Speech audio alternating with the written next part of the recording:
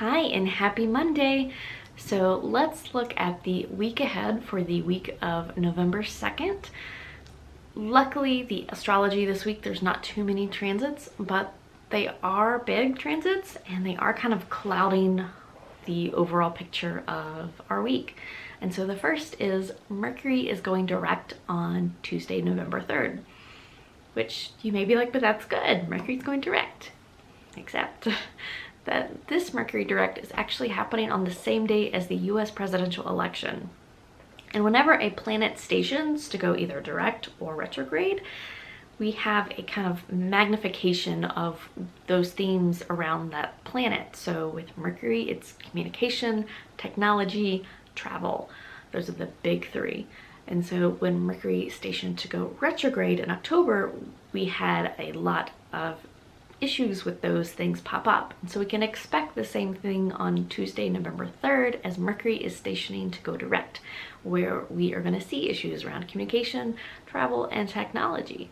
And those could show up with issues around ballots. Those could show up with issues around our communication with the results of the election and things being miscommunicated, or there's speculation happening where we don't actually have all the facts yet. And so keep that in mind. And there is, just even astrologically speaking, there's a really good chance we won't know or have the results of the US presidential election on Tuesday, just because of the astrology that's happening.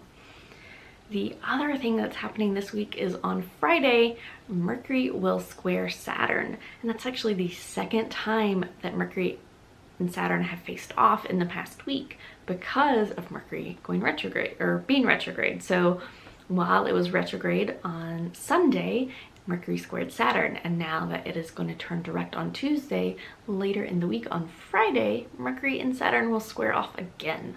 And so Mercury square Saturn is kind of can give us a boxed in feeling where we feel confined with our thinking and communication, and this can show up with a depressed mood or depressive thoughts or negative thinking or very black and white thinking, all or nothing thinking, where we kind of feel like this isn't going to work now. This isn't working the way we want it to work right now, so that means it's never going to work.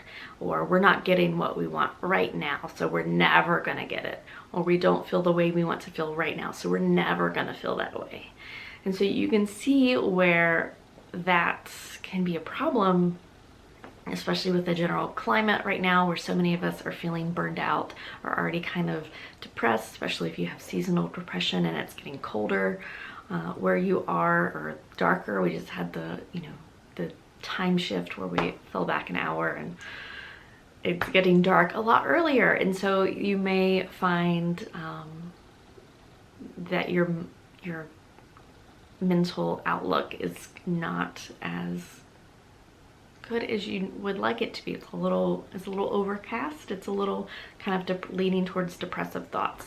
And so this week in general, I feel like I've been saying this a lot, but especially this week, definitely a good week to ramp up your self-care.